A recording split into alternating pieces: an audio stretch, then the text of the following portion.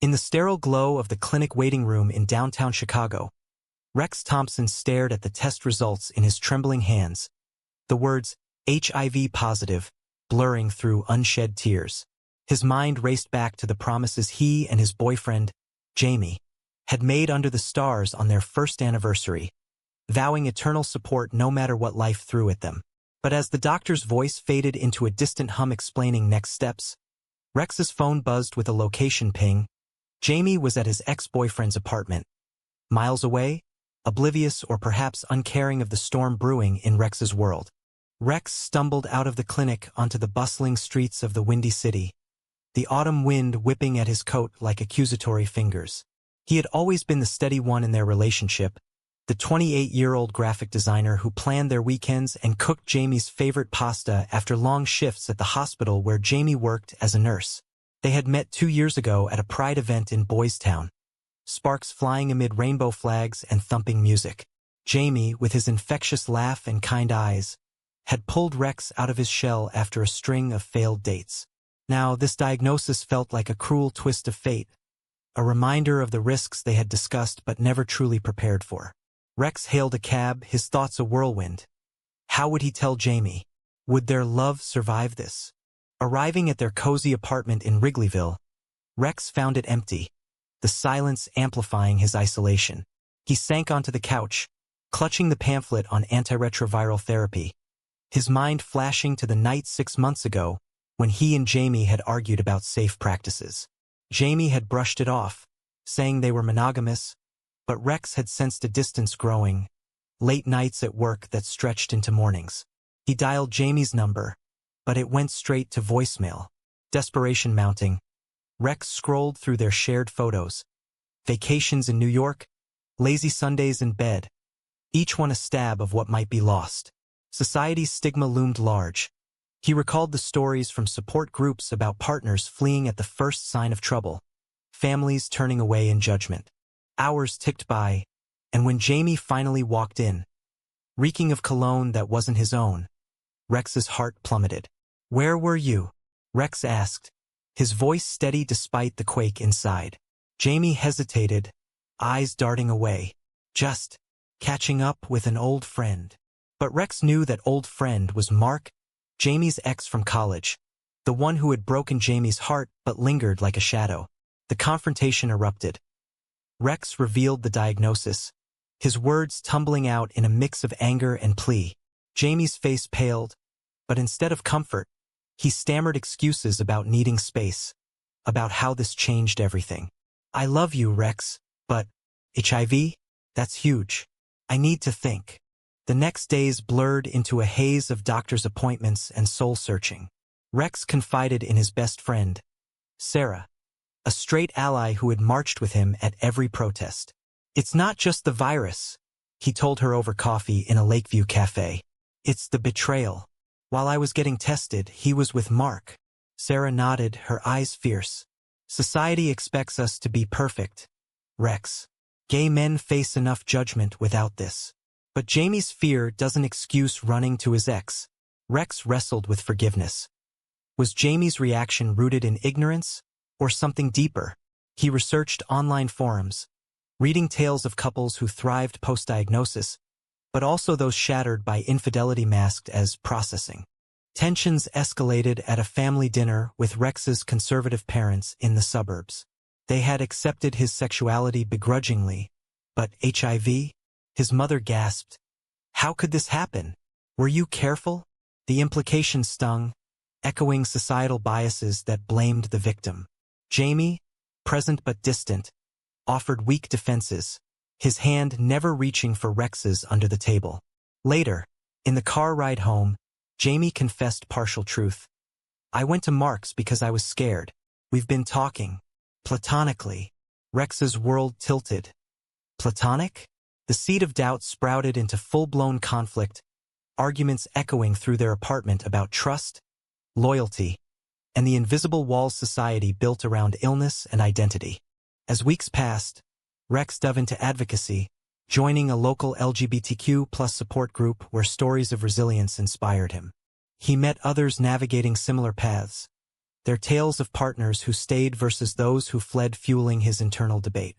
Jamie, meanwhile, oscillated between remorse and defensiveness, attending one therapy session but skipping the next. A pivotal moment came during a heated Pride Committee meeting. Rex volunteered, channeling his pain into action against stigma. Jamie showed up unexpectedly, but whispers about Mark followed him. "Is it true?" a mutual friend asked Rex privately. The rumor mill churned, amplifying the drama. Society's gaze on gay relationships, quick to judge infidelity amid health crises. Rex confronted Jamie again, this time in Grant Park under a clear sky. "While I was fighting for my life, you were rebuilding yours with him?" Jamie broke down, admitting emotional entanglement but denying physical betrayal. "I was terrified, Rex. HIV means complications. Kids, future, everything we dreamed." The words hung heavy, exposing raw societal pressures. The expectation of normalcy in a world that often denied it to queer couples. Rex felt the weight of choice. Forgive and rebuild or walk away. His heart ached for the man he loved, but trust, once fractured, mended slowly. The rift widened as autumn leaves fell, mirroring the decay in their relationship. Rex threw himself into work, designing campaigns for an HIV awareness nonprofit. His art a conduit for unspoken rage. Colleagues praised his passion, but at home, silence reigned. Jamie's shifts at the hospital grew longer, or so he claimed, leaving Rex to ponder late-night texts lighting up Jamie's phone. One evening, Rex glimpsed a message from Mark. "Miss our talks. Come over." Fury ignited, he demanded answers. "It's nothing," Jamie protested. "Just support during this mess." But Rex saw through it. Jamie's fear of the virus manifesting as emotional escape, a common trope in stories he'd heard, where partners distance themselves under the guise of self-care. Social conflicts brewed at a friend's housewarming in Andersonville, Chicago's queer hub. Whispers circulated. "Did you hear about Rex? And Jamie's back with Mark." The judgment stung, society labeling Rex as damaged goods, while excusing Jamie's wanderings as human frailty. A heated debate ensued among guests. Some defended Jamie's right to process. Others called it cowardice. Rex, cornered, shared his story anonymously in the group chat later, sparking online discourse about fidelity in the face of illness. Comments ranged from empathetic to accusatory, highlighting divides in the community. Older generations scarred by the AIDS crisis versus millennials viewing HIV as manageable. Rex's health journey progressed. Starting medication, he experienced side effects that tested his resolve. Jamie offered sporadic help, cooking meals one night, vanishing the next. A breakthrough came during a couples counseling session recommended by Sarah. The therapist probed, "Jamie, why Mark?" Tears flowed as Jamie admitted lingering feelings, unresolved from their breakup years ago. "Rex's diagnosis made me question if I could handle forever." Rex's response was measured. "Love isn't conditional on health. Society taught you that fear." The session unearthed buried resentments. Jamie's upbringing in a religious family that viewed gay life as sinful, clashing with Rex's open acceptance. Yet, progress faltered when Rex discovered Jamie had spent a night at Mark's during a work emergency. The confrontation was explosive, dishes shattering like their trust. "How can I believe you?" Rex yelled. Jamie retorted, "You're the one with secrets. When did you get tested last?" The accusation twisted the knife, implying blame on Rex, a societal echo blaming the infected. Rex stormed out, seeking solace in the support group, where a mentor shared, "Betrayal cuts deeper than any virus. But forgiveness is a choice, not an obligation."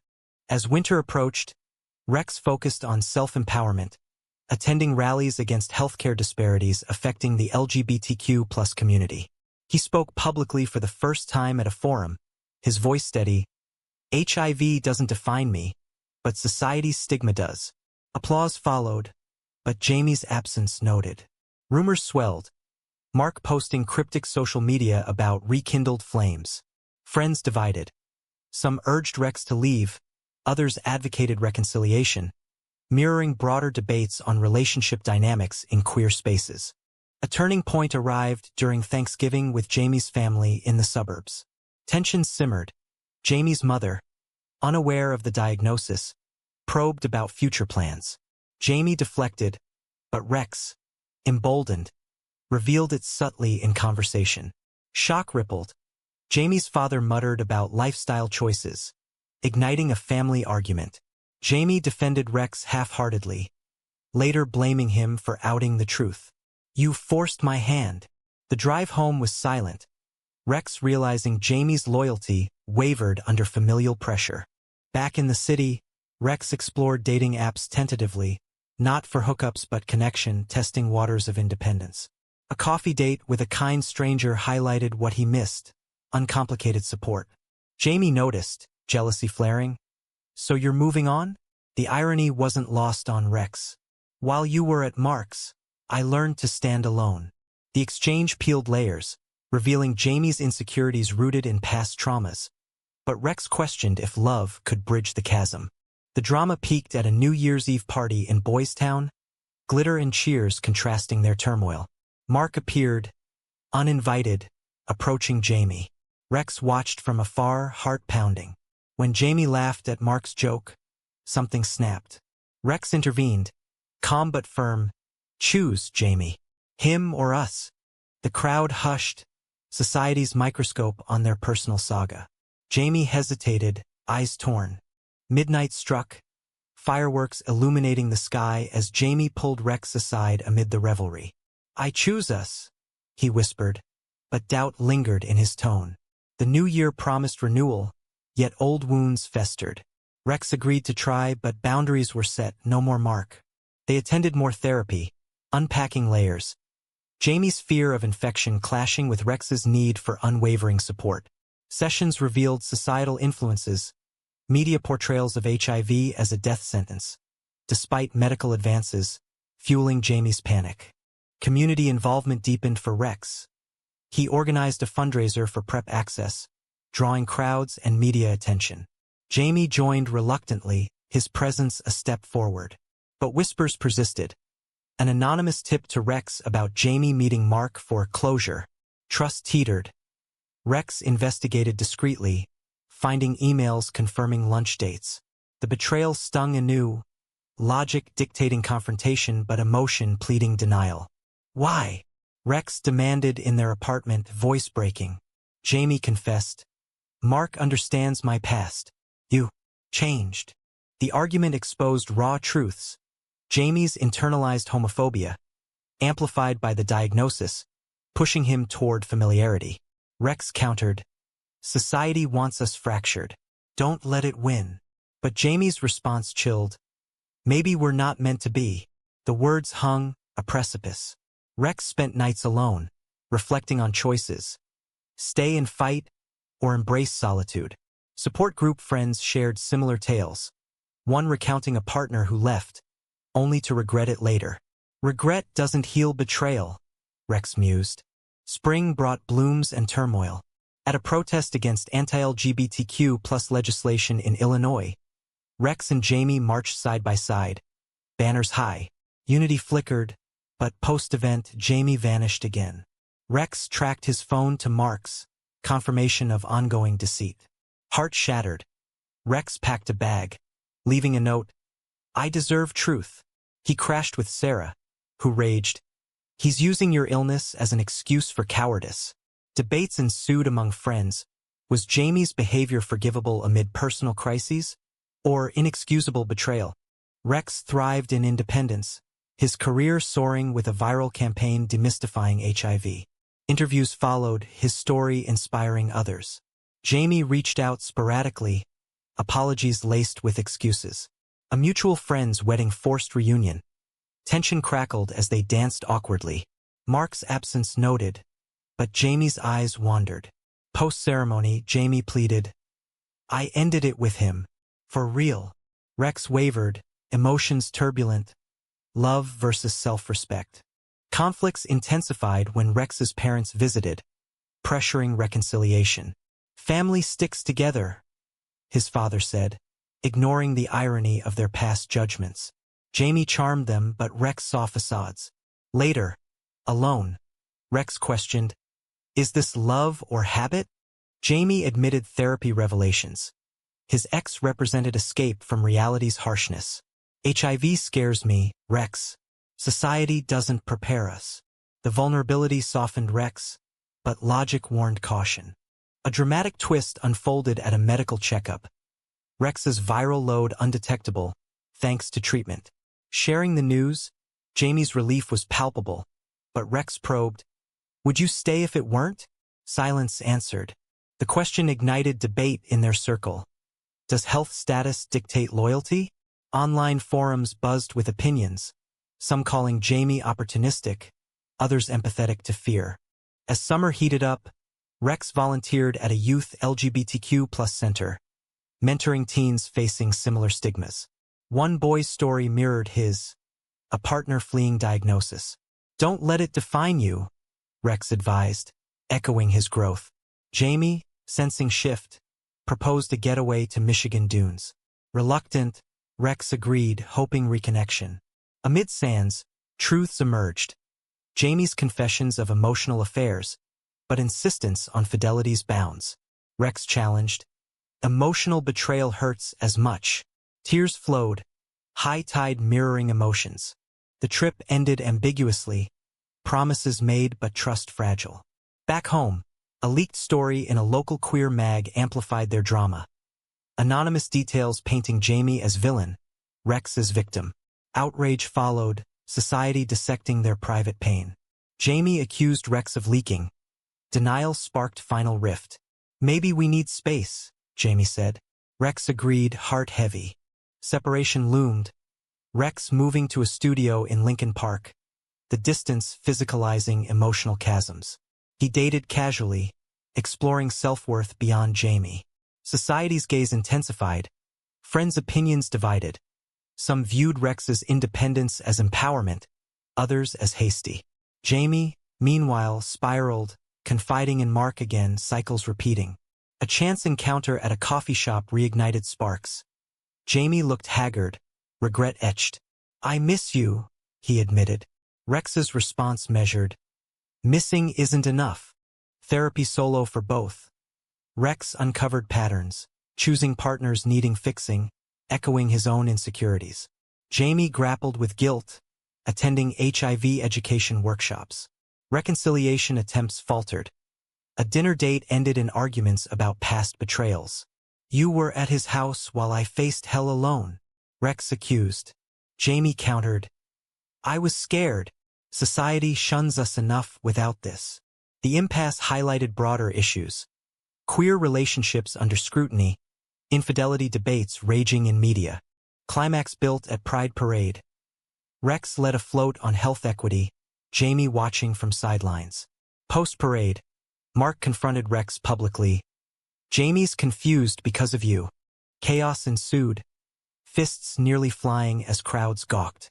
Jamie intervened, choosing Rex verbally but actions lagging. The incident went viral on social media, hashtags trending. HIV betrayal, opinions polarizing, empathy for fears versus condemnation of disloyalty. Rex's advocacy peaked with a TEDx talk in Chicago, sharing his journey sans names. Applause thundered, but backstage, Jamie waited. "I'm proud. Can we try?" Vulnerability shone, but Rex hesitated, choices weighing. Friends advised caution. Sarah warned, "Don't romanticize pain." Yet, love lingered, a contentious pull.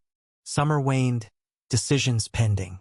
Rex traveled to San Francisco for a conference, distance clarifying. Emails from Jamie poured in apologies, promises of change. Returning, Rex found Jamie at his door, evidence of therapy progress in hand.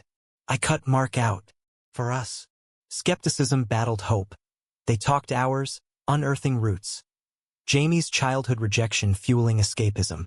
Tentative rebuilding began, dates, open communication. But tests came. A health scare for Jamie, roles reversing. Rex supported unwaveringly, highlighting disparities. "See? Love endures." Jamie nodded, growth evident. Yet, societal pressures persisted. A workplace rumor about Rex's status challenged Jamie's resolve. He stood firm, defending publicly. As fall returned, harmony fragile. A double date with Sarah exposed cracks. Jamie's glances at his phone. Rex checked later. Deleted messages from Mark. Devastation struck. Confrontation final. Why again? Jamie broke. Habit. Fear wins sometimes. Rex's choice crystallized. I choose me. Breakup official, hearts raw. Rex channeled pain into writing a blog series on resilience, garnering acclaim. Jamie faded. Rumors of him with Mark surfacing. Community divided. Was Rex too unforgiving? Or Jamie irredeemable? Debates echoed online, mirroring real-world controversies on loyalty in adversity. In the aftermath, Rex flourished, his nonprofit role expanding to national advocacy. Speaking engagements took him across the U.S., stories resonating with audiences grappling with similar dilemmas. He dated a supportive man named Chris, their relationship built on transparency, a stark contrast. Yet, echoes of Jamie lingered, late-night reflections on what-ifs. Society's evolution slow. Bills for better healthcare access debated in Congress, Rex testifying. A year post-diagnosis, Rex organized a gala fundraiser, Jamie attending uninvited. Eyes met across the room, unspoken words heavy. Jamie approached. You've thrived. I'm sorry. Rex nodded. Forgiveness doesn't mean forgetting. The exchange civil, closure tentative. Mark absent, Jamie claiming singledom, focusing on self. Life moved forward. Rex's book deal on navigating love and illness sealed his status as voice for change. Reviews praised raw honesty, sparking national discourse on queer fidelity amid health crises. Interviews probed, do you blame Jamie? Rex's response nuanced, blame society more, for stigmas that breed fear. Reunions with friends highlighted growth. Debates mellowed into understanding. Sarah married, Rex best man, toasts to resilience. Jamie messaged congratulations, a bridge not burned but distant. As seasons cycled, Rex stood on a Chicago bridge, wind reminiscent of that fateful day. He pondered paths chosen, forgiveness's limits, love's endurance. Community thrived around him, but personal scars reminded of battles. In quiet moments, Rex wondered about alternate endings. Had Jamie stayed faithful, would their love conquer? Or was betrayal inevitable in a world quick to judge? Was Jamie's repeated return to his ex a forgivable response to fear, or an unforgivable act of betrayal that no amount of societal pressure could excuse?